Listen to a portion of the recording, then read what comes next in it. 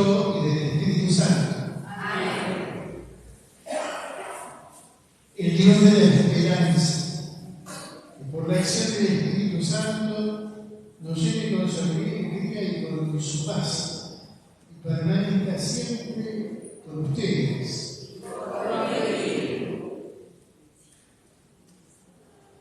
Pidamos perdón a Dios de todo corazón.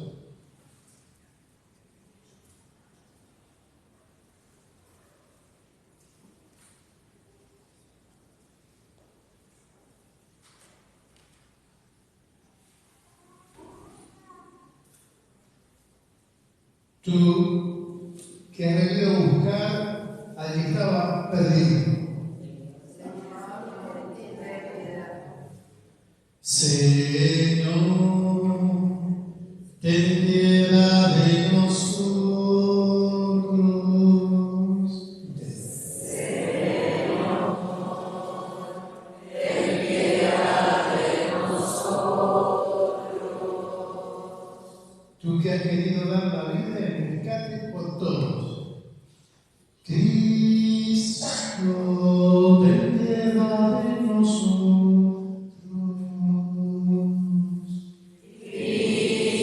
Señor, ten piedad de nosotros.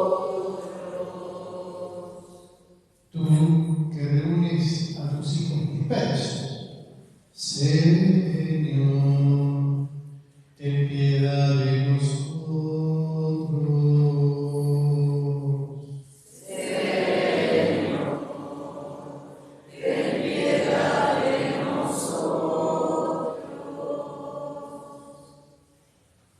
Oremos.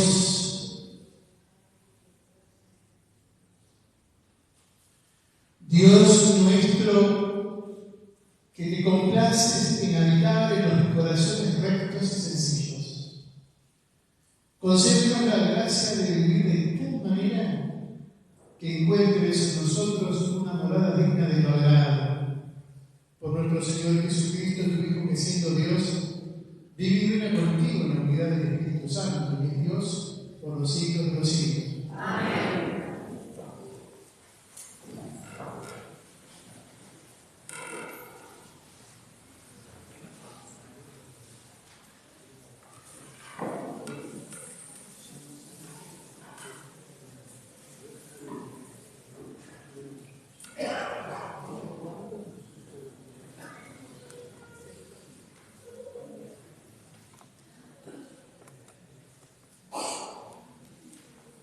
Lectura del libro del Génesis. Después del diluvio, todo el mundo hablaba una misma lengua y empleaba las mismas palabras. Y cuando los hombres emigraron desde Oriente, encontraron una llanura en la región de Senar y se establecieron allí. Entonces se dijeron unos a otros: vamos, fabriquemos ladrillos y pongámoslos a cocer al fuego. Y usaron ladrillos en lugar de piedra, y el asfalto les sirvió de mezcla. Después dijeron: edifiquemos una ciudad y también una torre, cuya cúspide llegue al cielo, para perpetuar nuestro nombre y no dispersarnos por toda la tierra. Pero el Señor bajó a ver la ciudad y la torre que los hombres estaban construyendo y dijo: si esta es la primera obra que realicen, nada de lo que se propongan hacer les resultará imposible. Mientras formen un solo pueblo y todos hablen la misma lengua, bajemos entonces, y una vez allí, confundamos su lengua para que ya no se entiendan unos a otros. Así, el Señor los dispersó de aquel lugar, diseminándolos por toda la tierra, y ellos dejaron de construir la ciudad. Por eso se llamó Babel. Allí, en efecto, El Señor confundió la lengua de los hombres y los dispersó por toda la tierra. Palabra de Dios. Te alabamos, Señor.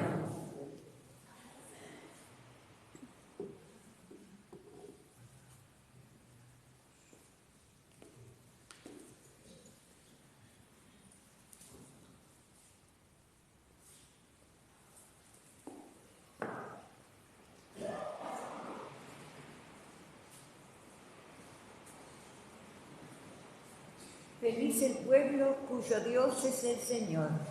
Feliz el pueblo cuyo Dios es el Señor. El Señor frustra el designio de las naciones y deshace los planes de los pueblos. Pero el designio del Señor permanece para siempre y sus planes a lo largo de las generaciones. Feliz el pueblo. Feliz la nación cuyo Dios es el Señor, el pueblo que eligió como la herencia. El Señor observa desde el cielo y contempla a todos los hombres. Feliz el pueblo. Él mira de su trono a todos los habitantes de la tierra, modela el corazón de cada uno y conoce a fondo todas las naciones. Feliz el pueblo.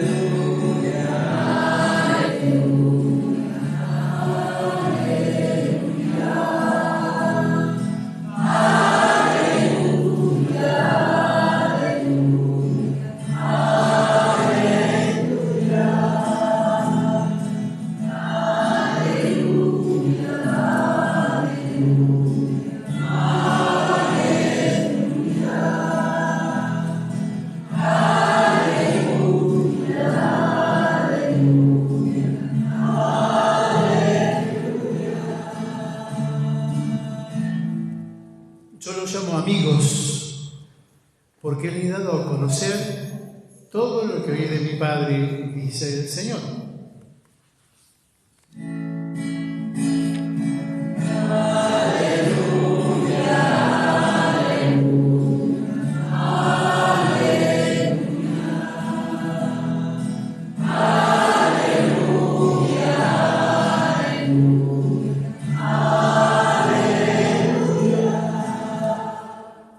El Señor está con ustedes.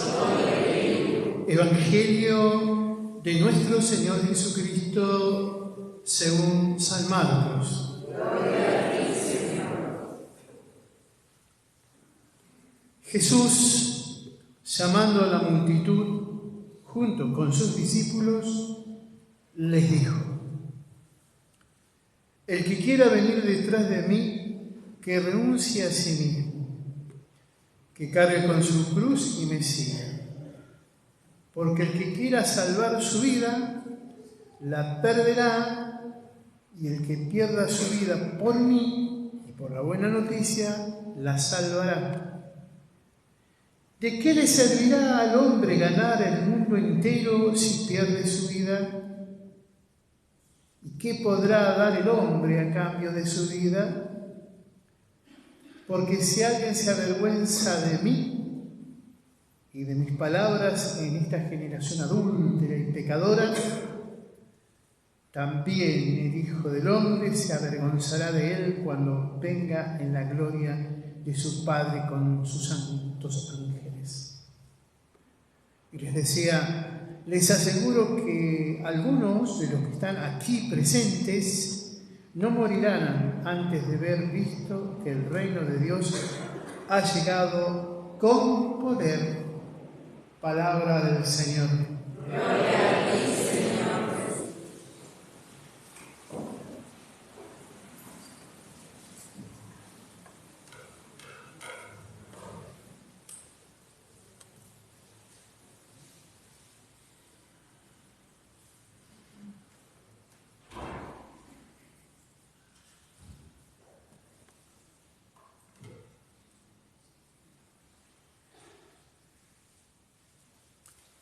Los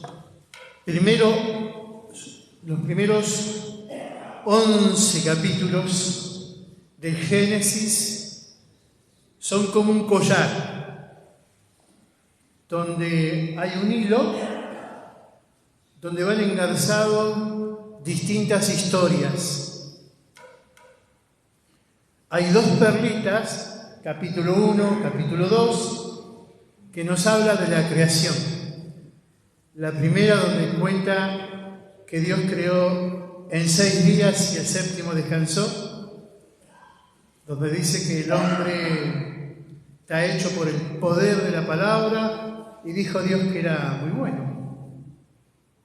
De ese tema lo hemos escuchado concretamente hace unos viernes. Después está el segundo relato, la segunda perlita, preciosa, el Génesis. Lo tienen que tener en cuenta los 11 capítulos como un collar. Cada perlita es una historia. Bien.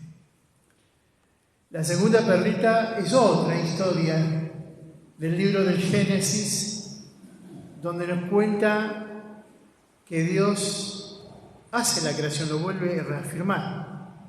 Pero esta vez no lo hace con la palabra, sino parece que Dios parece un alfarero, donde lo hace al hombre, a la mujer, y es el relato más antiguo. El primero está hecho sobre el agua y el segundo en el desierto. Esto es para saber. Me parece importante tener un poco de catequesis de adultos. En el capítulo 3 nos cuenta la historia del pecado, que es la serpiente, que estuvimos también compartiendo.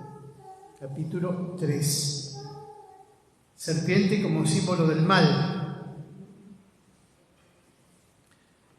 Y vimos, en relación al mal, en el Evangelio el Efatá, que significa abrirte, porque el pecado cierra, la gracia abre, el pecado cierra, la gracia abre. Bien, no se olvide de esto, cierra, abre.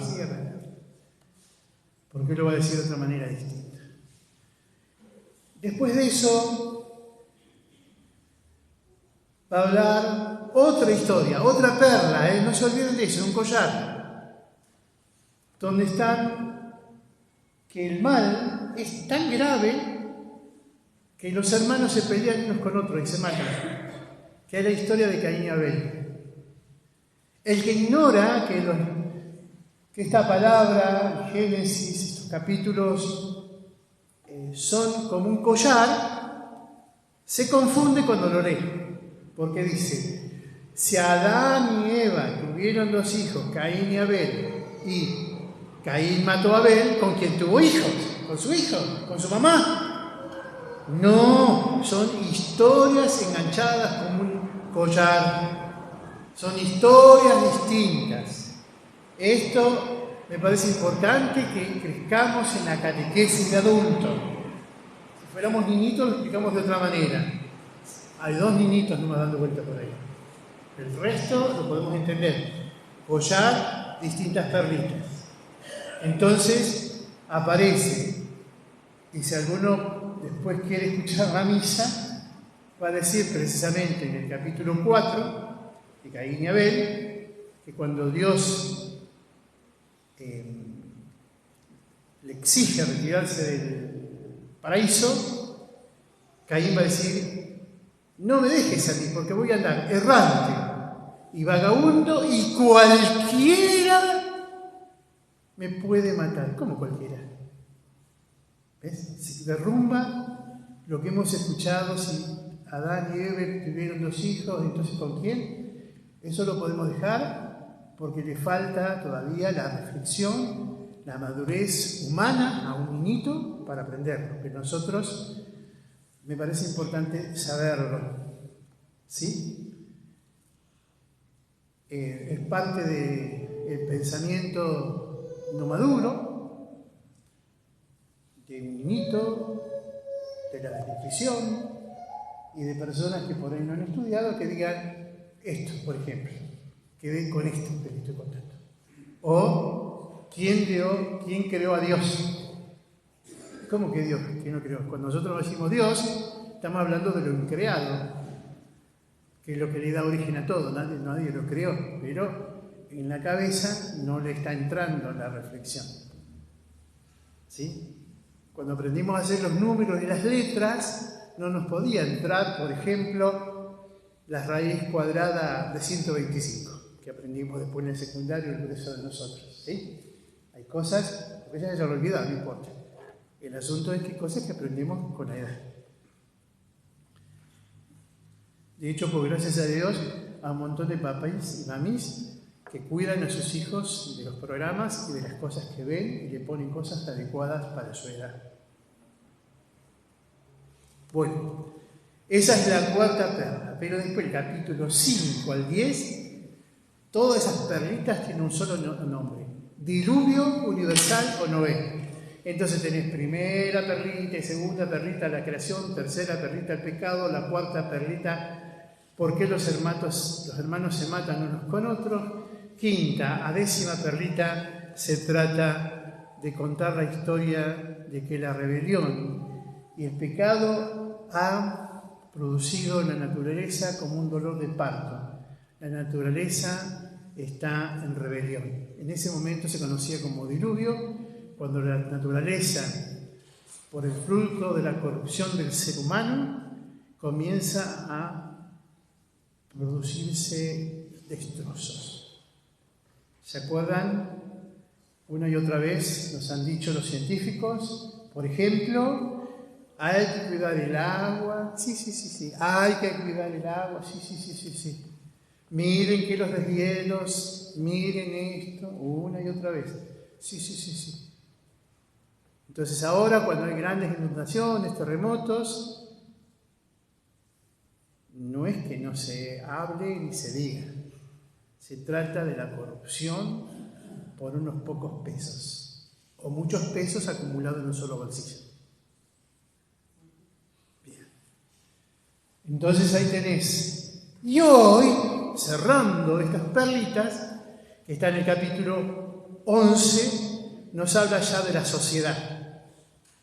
Y ahí se cierra el collar. Porque después sigue con Abraham. Dios llama a un hombre de 70 años con su señora. Bien. ¿Y qué dice esta historia? Conocida como la Torre de Babel.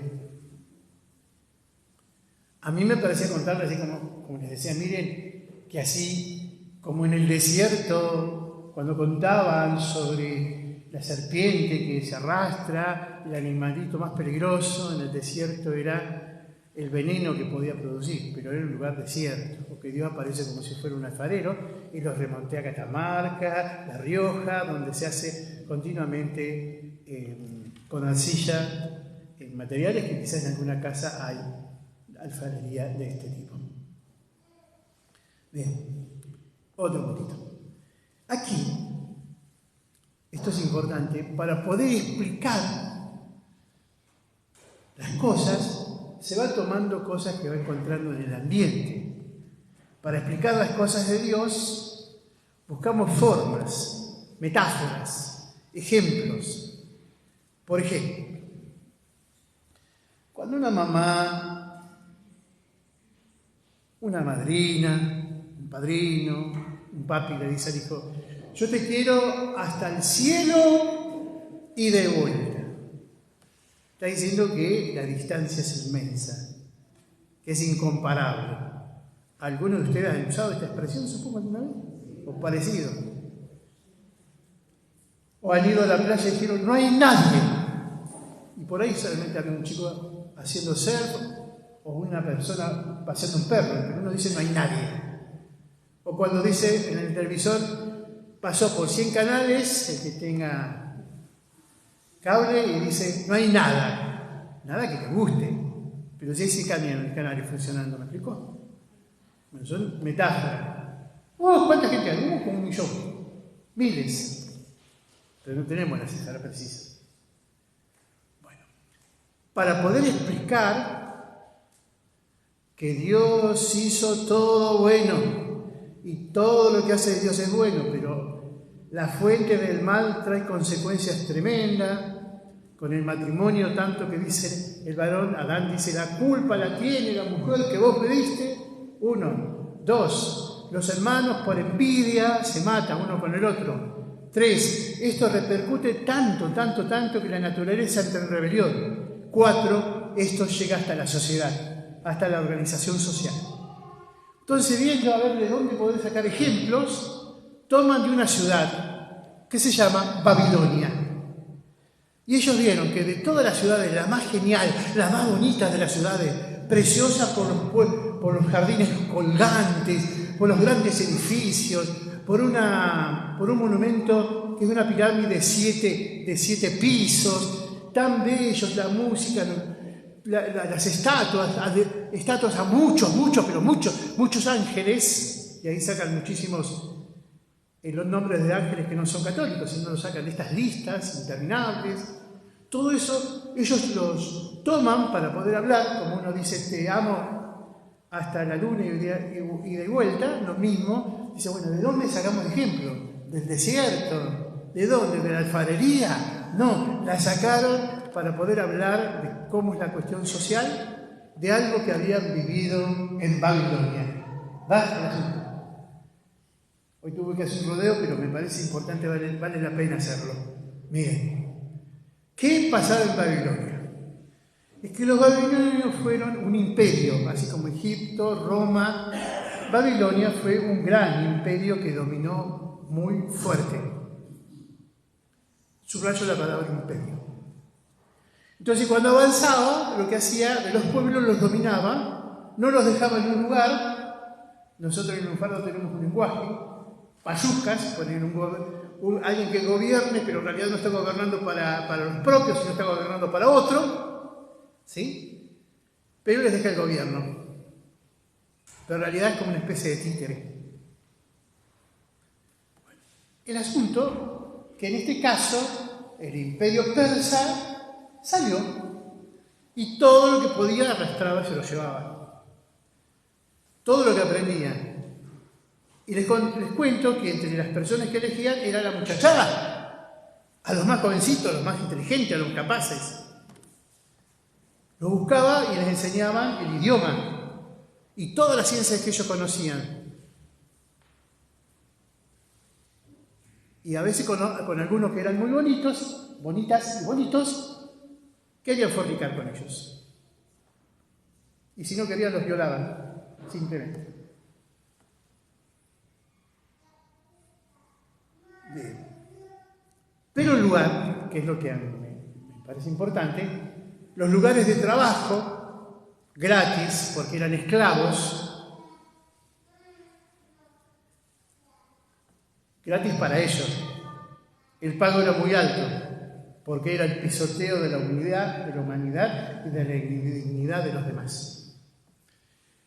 Como venían esclavos de muchas partes, había muchos idiomas entre los esclavos. Muchos idiomas, porque venían de distintas partes. Entonces, había mucha gente en un lugar que no se entendía porque hablaban muchos idiomas. Eso le sirvió para explicar el pecado, que uno puede estar viviendo en una ciudad y sin embargo cada uno hablaba un idioma distinto y no se entendía. Pero a raíz de que las personas no se entiendan, no va a ser el idioma en sí mismo, pero para poder explicarlo en esa época era de esta manera. Todos hablan su idioma, pero nadie se entiende. No hay traductores, ni traductores digitales, ni traductores de personas que sabían. Cada uno venía esclavo. Entonces es un caos, una confusión de lenguas tremenda. Pero sin embargo, todos estos estaban al servicio para construir una ciudad. Por eso aparece la imagen de la ciudad, que es el ladrillo.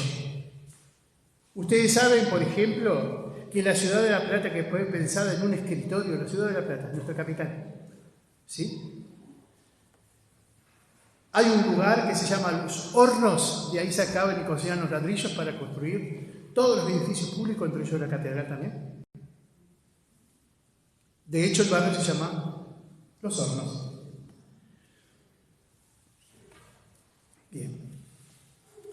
Entonces fíjense esto, ¿no? Por eso cuando uno lee un texto bíblico hay que aplicar esta ley, que un texto bíblico hay que ubicarlo dentro de su contexto, si no es un pretexto. Aprendemos esa ley. Un texto fuera del contexto es un pretexto. A memorizar eso. Un texto fuera del contexto es un pretexto. Estoy enojado con mi novia, estoy enojado con mi amigo, o con quien quiera poner. Está enojado. Y entonces dice, fuera de contexto, vos me dijiste la otra vez, y saca eso para un pretexto y dice, toma. No es una cosa extraña. Utilizo algo para poder atacar o defenderme. Por eso es muy importante que acá somos todos adultos, podamos tener catequesis de adulto bíblica antes de la meditación que empiezo en 2 segunditos más, y tener en cuenta esto, porque hablamos poco del Génesis. Entonces me pareció apropiado explicarles.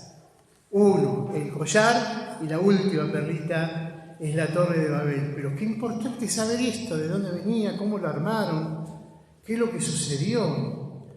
Entonces estaban embelecidos, por un lado la belleza de la ciudad. A ver, piensen en este momento la ciudad más bonita que conocieron.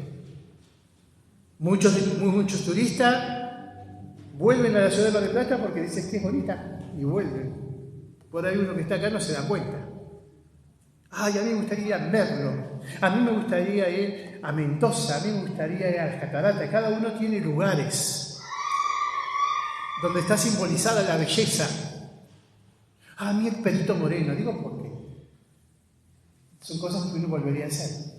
No, a mí no importa ese lugar, porque yo ahí estuve con mi esposa y nos pusimos de novio porque ahí conseguí laburo, otra cosa, pero sigue siendo el lugar. Sigue siendo el lugar.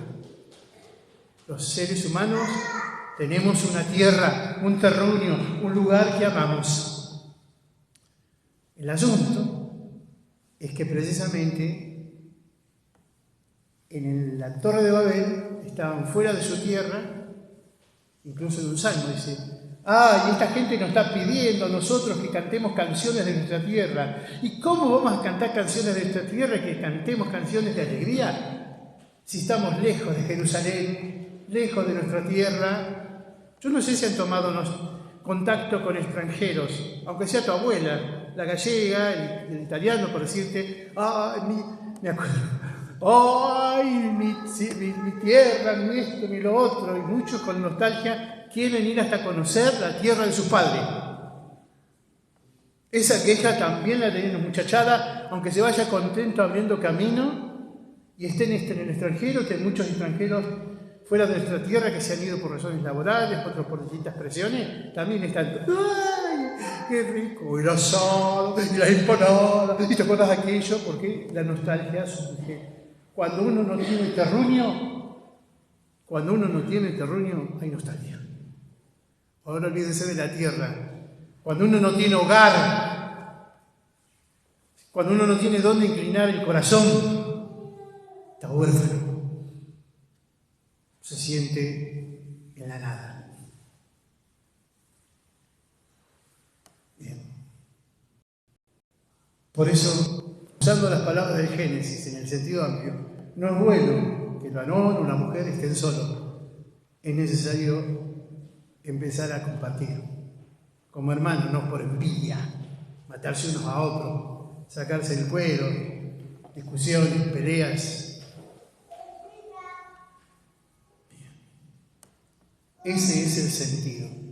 No se entiende. Entonces, claro, el pecado ha hecho esto de nosotros, aunque estemos en el mismo lugar y en el mismo hogar, cuando está el pecado no nos podemos entender, porque falta el Espíritu de Dios.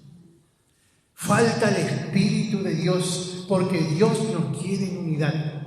Por eso es muy bonita esa imagen, que es el trigo, que no es una espiga individual, como puede ser uno cuando toma una manzana o otros frutos que están por separado, una pera, ¿no? El trigo es un montón de racimos, como la uva, un montón de racimos.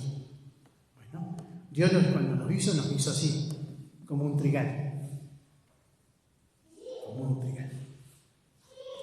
no nos quiere que seamos originales, que tengamos nuestra propia identidad, pero para podernos servir unos con otros, no para que estemos a las trompadas, en las luchas, en la confrontación unos con otros. Por eso la ciudad está simbolizando esto, una ciudad construida con ladrillos, cultura, una ciudad, un mundo construido, pero donde falta Dios.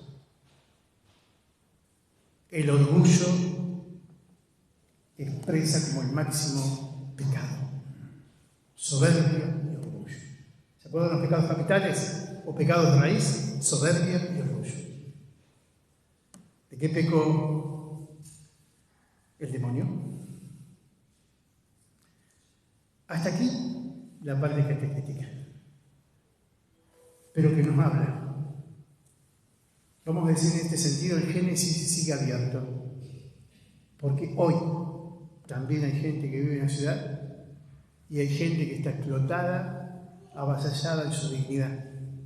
Hoy hay gente que construye un mundo, una ciudad, donde no está Dios presente. Hoy, por más bella que sea la ciudad, no está Dios. No se entiende, aunque hablen el mismo idioma. Aunque hablen el mismo idioma. Falta lo más ancho, lo más profundo. ¿Saben cuál es?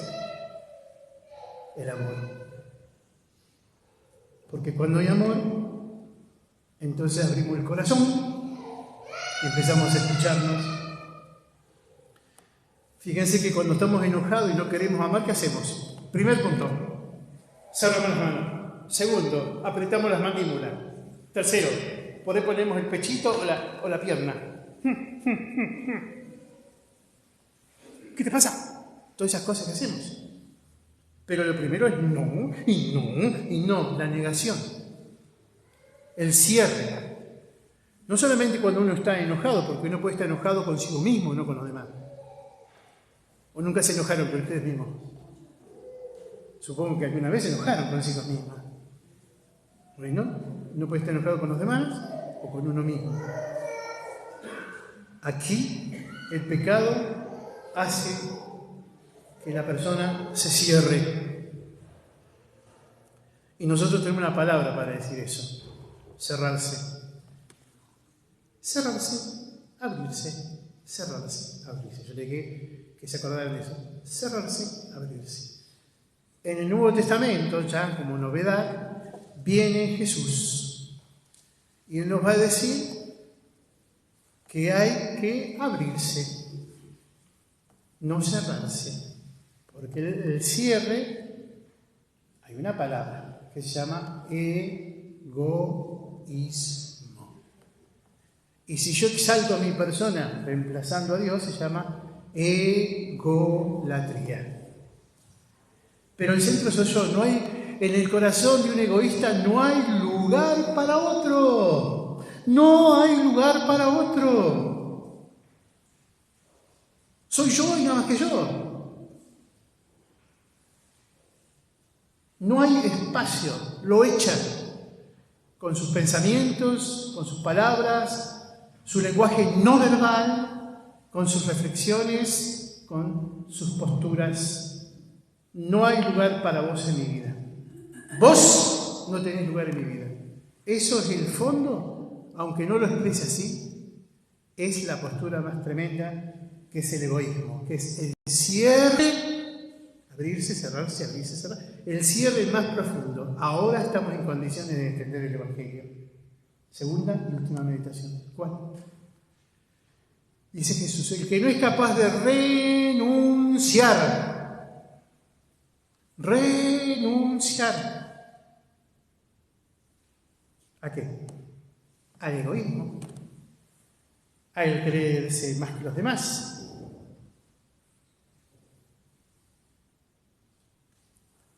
El que no es capaz de tener un amor capaz de poder entregar un poquito de dolor cotidiano. Y pone claramente San Pablo en qué consiste: la paciencia, el creer, el confiar, capítulo 13 de 1 Corintios. Ahí está, explicado. Es una capacidad de preocuparme por el otro, tener entrañas de misericordia. Ese es el centro. Entonces, precisamente lo que ha hecho el pecado personal y comunitario hasta formar ciudades profundamente egoístas, que se cierran a la presencia del otro, y es por eso que el Papa saca un documento que se llama, usando Caín y Abel, ¿dónde está tu hermano? Y la tendencia nuestra es, qué sé yo, no sé, parecemos que ahí. ¿Y dónde está? Y esto me parece que es clave nosotros comprender que el otro no es un extraño ni un extranjero, al cual por ahí podremos decir no lo conozco, a veces me hace mal. El otro es mi hermano. Para un creyente esto es cuestionador. Tiene que venir Jesús para decirnos que alguien que no tenía mucha práctica, como el samaritano tenía, que le agarró entrañas misericordia, y el otro que era levita, sacerdote, pasaron de largo mirando para otro lado, dando vuelta a la cabeza, porque mirar al prójimo significa comprometerse con él.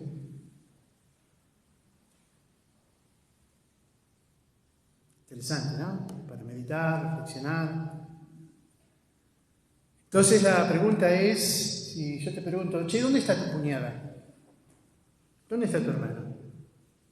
¿Dónde está tu madre, tu padre? Que descanse en paz ese. No tiene nombre, y después dice, ay, mi amorcito, qué sé yo. Pero después, como te fue mal, a ver, pipí, cucú. ¿Cómo ese? ¿Cómo esa? ¿Es tan grande el enojo que te cerró? Por eso, Jesús en la cruz, que dice, entre otras cosas, perdónanos, porque no saben lo que hacen. Es clarito, esperen, que soy un ser humano, no soy hijo de Pinocho, que cuando a uno le duele, esto es difícil.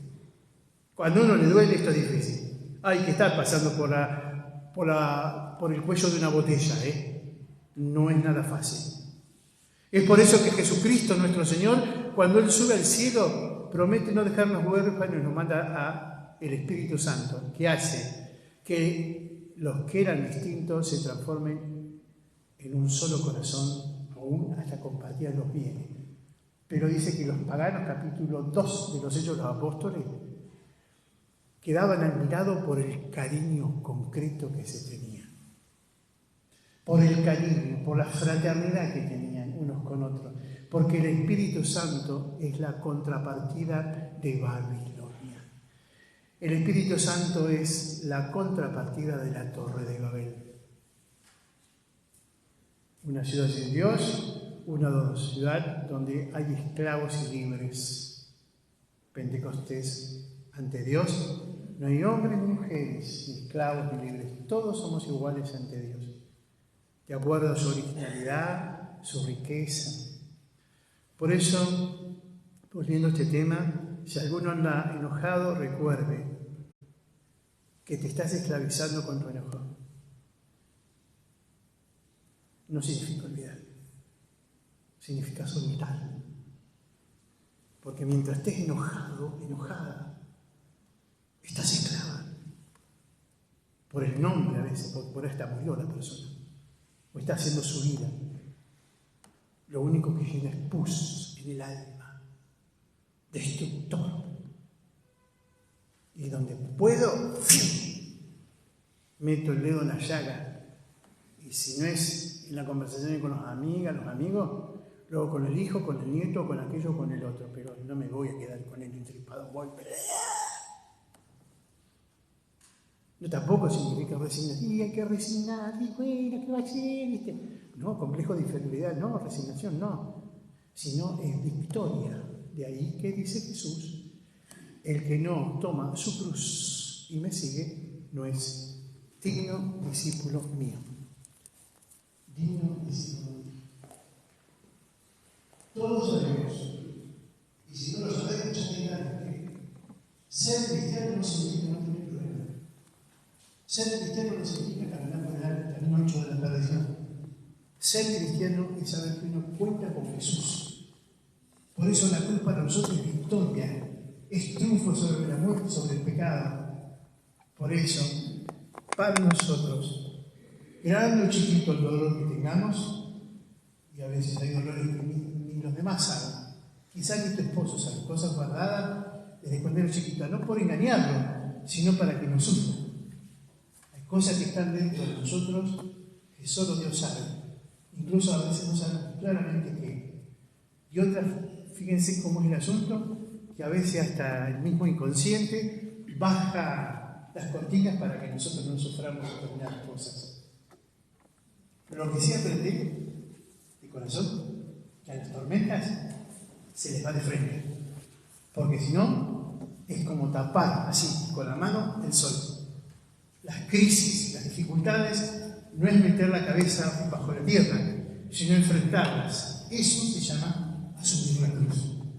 Entonces, muchos de los que estamos acá en la misa de los viernes, estamos con estas situaciones, no venimos acá a dar gracias. Algunos y otros sí pueden testificar y decir yo vine para eso, pero antes debía desgarrarme. Por eso venimos mucho a misa de sanación, porque hay una cultura muy enferma y personas con muchas ataduras, muchas dificultades, con mucha angustia. No hace falta que lo diga yo, solamente a cualquiera de tu ambiente decir así, las veces se pone a llorar. Y si no llora, dice, bueno, chao, hasta luego, me tengo que ir, y cambió hasta el timbre de voz, varón o mujer, porque no quiere manifestar el dolor profundo que tiene en su alma. ¿Me explico? Pero todos, estoy leyendo un librito ahora, que es cómo el sanador sana habiendo tenido la experiencia de heridas. Nadie sana sin heridas. Todos podemos pasar por heridas profundas, pero podemos estar también por la redención de Cristo, asumiendo la cruz. Si por interés, confiando en la victoria de Cristo, que ha vencido la muerte, el dolor, el sufrimiento, caminó por ese camino angustito y dice, si yo lo hice, ustedes también lo podrán con mi espíritu.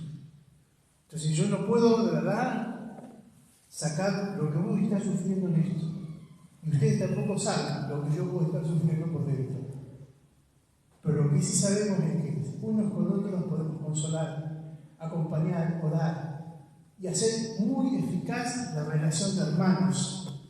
Que el otro encuentre con una mirada, una sonrisa, alguien que lo está recibiendo no se sienta guachito, huérfano en este mundo.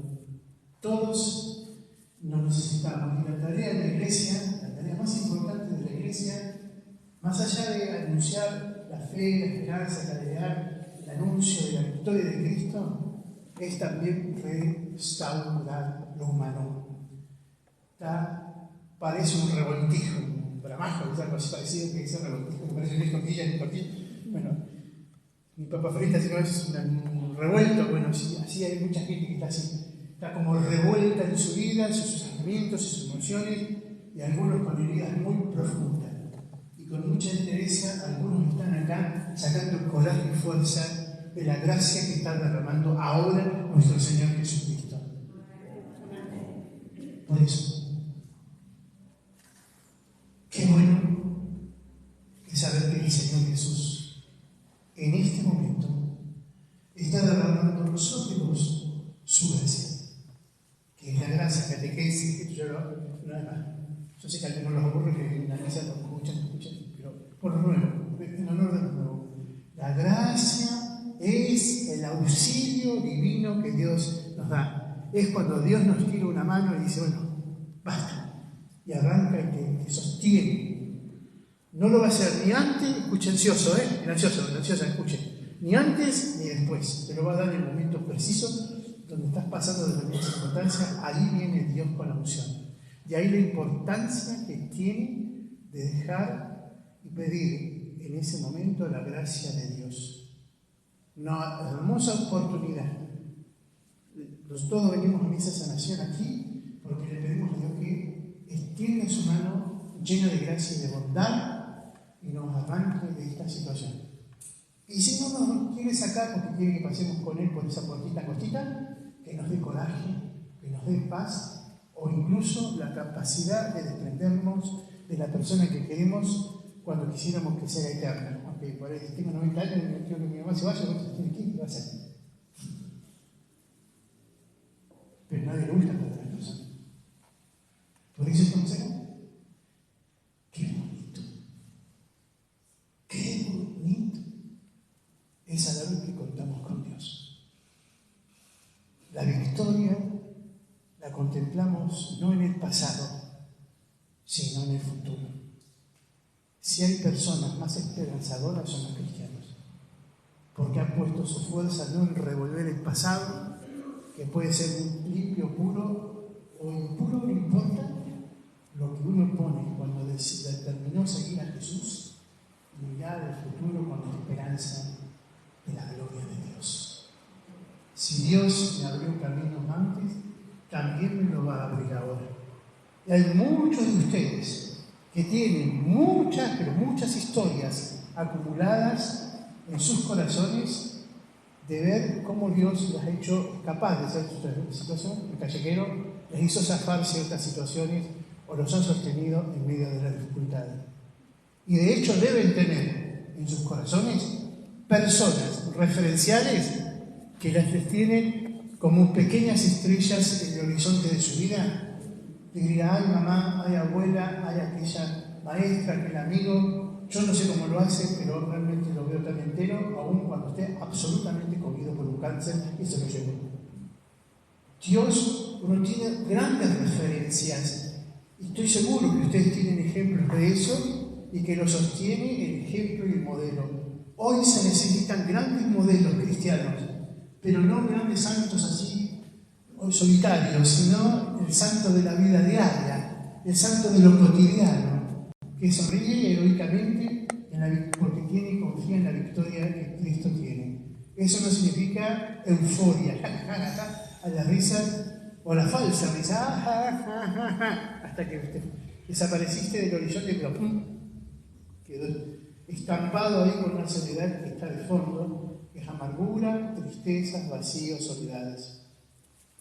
Hoy puede cambiar en la medida que le abres el corazón a Jesucristo el Señor y le permitas que su gracia actúe en vos, porque puede estar el demonio, las tentaciones, puede estar tus hábitos negativos, destructores que podemos hacer, pero lo más poderoso no es ni nuestra naturaleza, ni siquiera los demonios. Lo más poderoso, lo más victorioso, lo más grande es la gracia de Dios. Ese auxilio que Dios viene. Por eso no nos abandonó. Nos mandó a su Hijo Jesucristo el Señor, nacido de María, la mujer más hermosa y más bella. No hablo de cánones estéticos modernos. Estoy hablando de la belleza que otra vez, cuando lleguemos al cielo, la veremos. Cómo era el asunto. Pero es la belleza que sale de la virtud cristiana, como dice San Pablo. Es la belleza de las virtudes de la mujer cristiana, que no ni siquiera necesita ponerse un aro, ni una joya, ni un maquillaje. Es la belleza de sus virtudes. Permiso, yo lo pongo siempre como ejemplo porque es una cosa quizás de las que más me impactó. No hay perfume más grande que la caricia de mi mamá, no la nunca. Miren que sé claramente lo que es un perfume importado, porque no es regalado. Y cuando estaba uno por uno, hasta compré. No se trata de eso. Cuando era jovencito, podía subir a 3 escalones de escalera. Hoy tengo que hacer esfuerzo para subir. Pero en el fondo, lo más grande, lo más bello, es lo interno. Lo que se juega cada día. La hermosura interna, la belleza de las virtudes.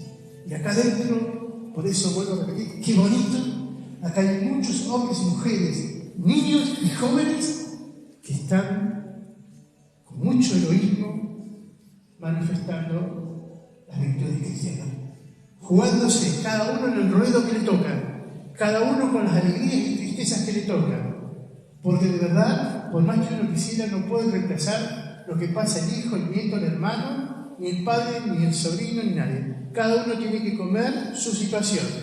Sin embargo, no podemos dejarlo en solitario. Adelante, Jesús está con vos y nosotros estamos con vos. Amén. Amén.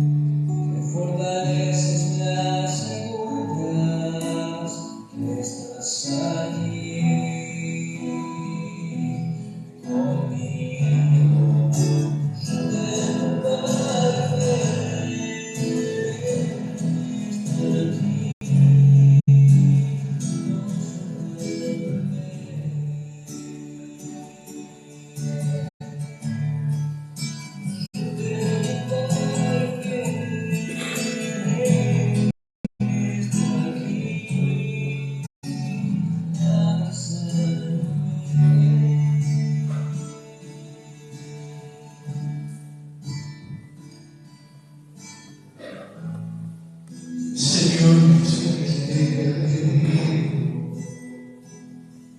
escucha las oraciones que este pueblo te eleva, que está pidiendo con fervor. Sánalo de sus heridas, rompe las ataduras, saca las esclavitudes. Haz justicia en tu misericordia. Señor, como dice el Apocalipsis, Señor, tú que eres juez, síguete la cintura con el cinturón de justicia y ponte de pie. Levanta tu mano derecha, Señor. Por favor, toca ahora a cada uno según la fe que tiene. Y a ti, mi querido hijo, mi querida hija del Señor, no dudes de ponerte de pie, de levantar tus manos y clamar al cielo. No dudes de elevar tu oración, diciéndole a Dios que venga a ti, que se acerque. Dios de todo consuelo, Señor de la paz, Príncipe victorioso, sosteneme en mi lucha que tengo conmigo mismo, con los demás. No deje que me aparte del camino recto. Escucha el clamor que hago por las personas que quiero y por las que no quiero tanto. No te pido nada, absolutamente nada. Solo, por favor, mírame, consuélame. Señor, la verdad vengo solo, vengo con personas que tengo en mi corazón. Las quiero poner en tu presencia. Por eso levanto tus manos. Acudo, creo, confío. Quiero públicamente reconocer que tú eres el Señor de mi vida. Dame el coraje para poder expresarlo con claridad, porque tengo un nudo en mi piel, en mi garganta, o a veces no encuentro sentimientos. Por eso permíteme decirte, Señor Jesús, tú eres el Rey.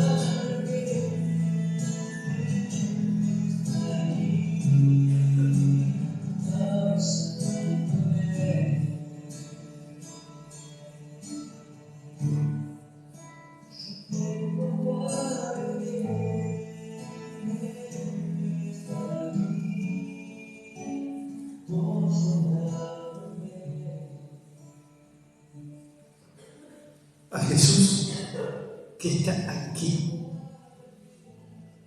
como dice una canción, tan cerca que hasta lo puedo tocar, a Jesús el Señor, que ha descendido del cielo y se ha hecho uno de nosotros, que murió de una forma ignominiosa, pero que ha resucitado. Ese Señor les ha hecho una bendición, un milagro en tu vida. Es el Señor el que está aquí, sanando, no el cura sanado. Yo señalo lo importante a Jesús. Él está haciendo con poder en todos nosotros, haciendo que cada uno de los talentos y carismas que tenemos, cada uno de nosotros, lo pongamos al servicio. Yo como el mío, en el nombre de Cristo y por su autoridad, todo enfermo, todo aquel que está tirado en el camino, en el nombre de Cristo, se ponga de pie en marcha hacia Cristo el Señor. Todo aquel que está enfermo, sea la dolencia que tenga, en el nombre de Cristo, como miembros de la Santa Iglesia Católica, ordeno que quede toda enfermedad atada en la cruz de Jesús y nos inclinamos en comunión con todos los santos y santas de Dios, y que Dios complete la obra que ha comenzado en nosotros. Amén. Amén. ¡Viva Jesús! ¡Viva!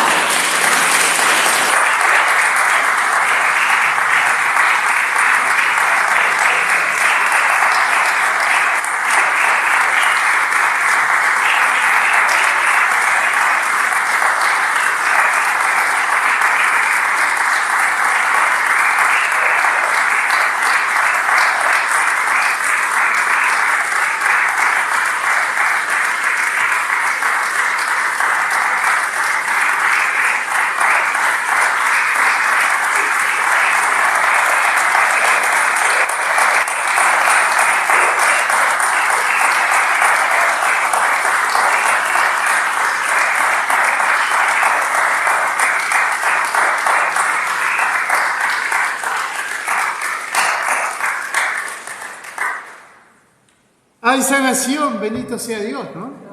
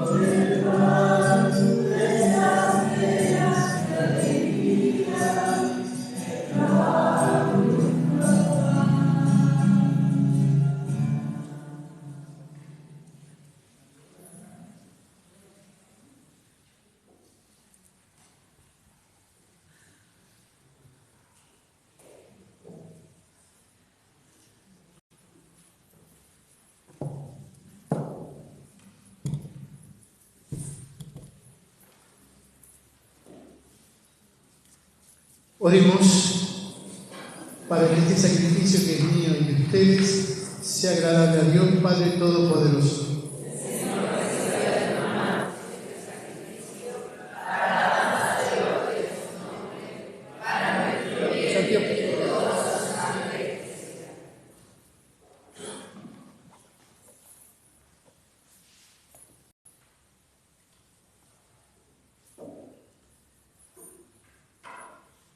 Que esta ofrenda nos purifique y renueve, Señor, y sea causa de recompensa eterna para quienes cumplen tu voluntad, por Jesucristo nuestro Señor. Amén. El Señor está con ustedes. Levantemos el corazón. Demos gracias al Señor.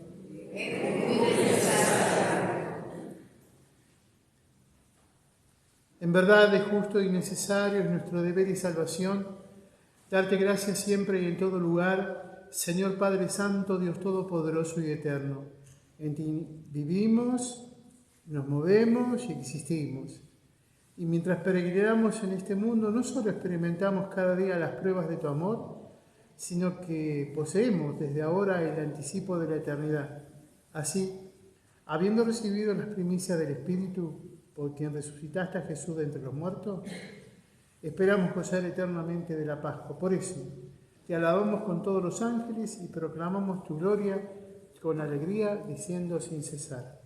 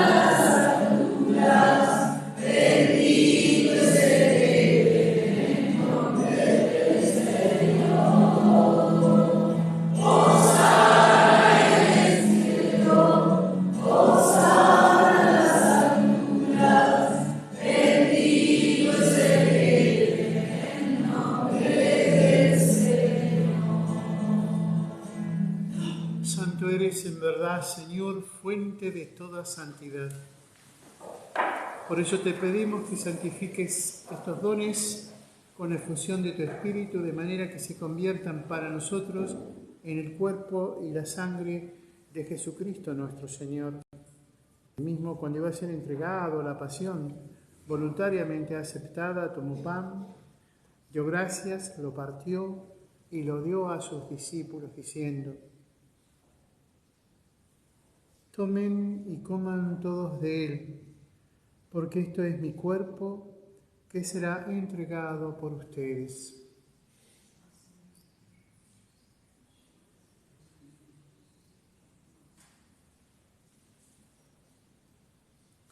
Del mismo modo, acabada la cena, tomó el cáliz y dándote gracias de nuevo, lo pasó a sus discípulos diciendo: tomen y beban todos de él, porque este es el cáliz de mi sangre, sangre de la alianza nueva y eterna, que será derramada por ustedes y por muchos para el perdón de los pecados. Hagan esto en conmemoración mía.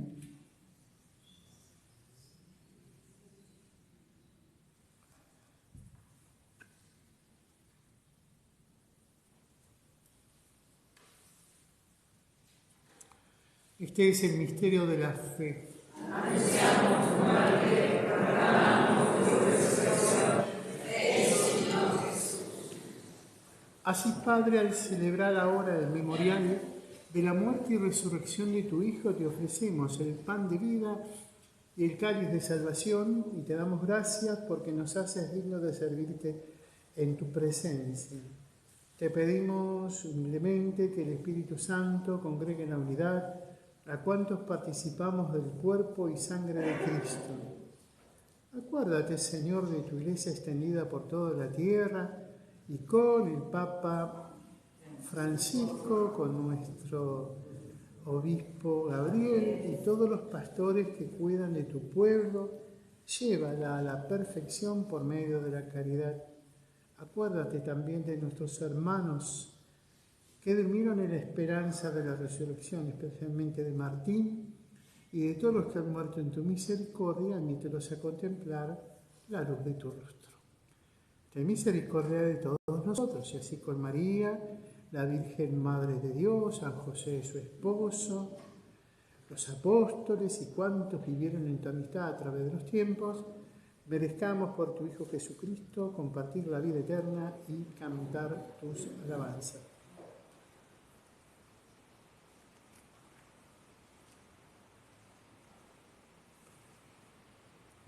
Por Cristo, con Él y en Él, a ti Dios Padre Omnipotente, en la unidad del Espíritu Santo, todo honor y toda gloria por los siglos de los siglos. Amén. Recemos con humildad y confianza diciendo: Padre nuestro que estás en el cielo, santificado sea tu nombre. Venga a nosotros tu reino. Hágase tu voluntad en la tierra como en el cielo. Danos hoy nuestro pan de cada día.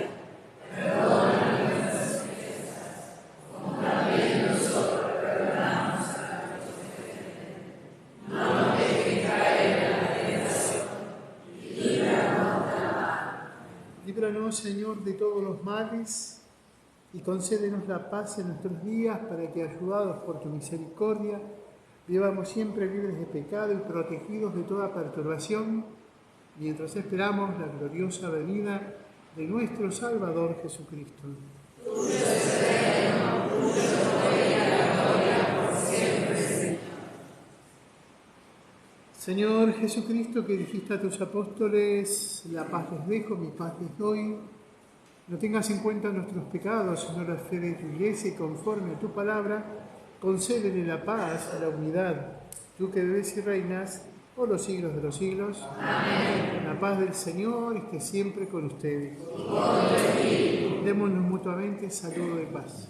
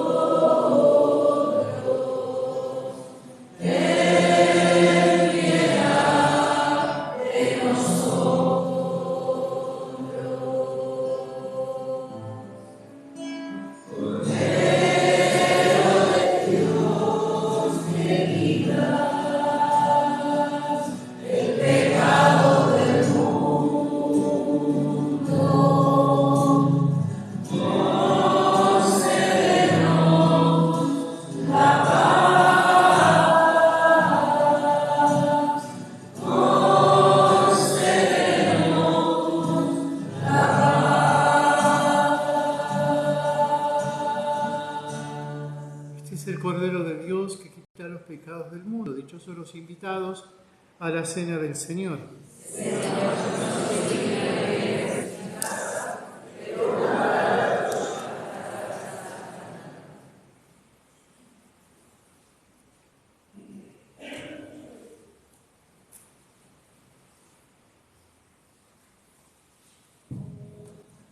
Nuestros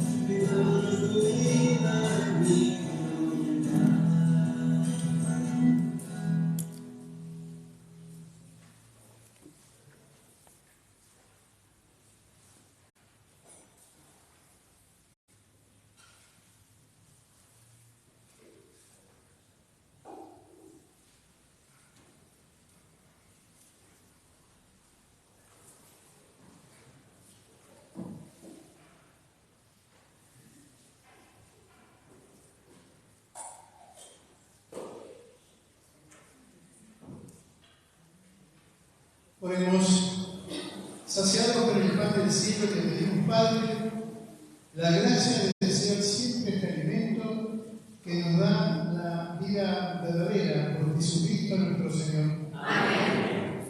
El Señor está con ustedes. Y con tu espíritu. Dios que es Padre, Hijo y Espíritu Santo, descienda sobre ustedes y permanezca para siempre. Amén. Habiendo celebrado la misa, permanezcamos en alegría y en paz. Gracias a Dios.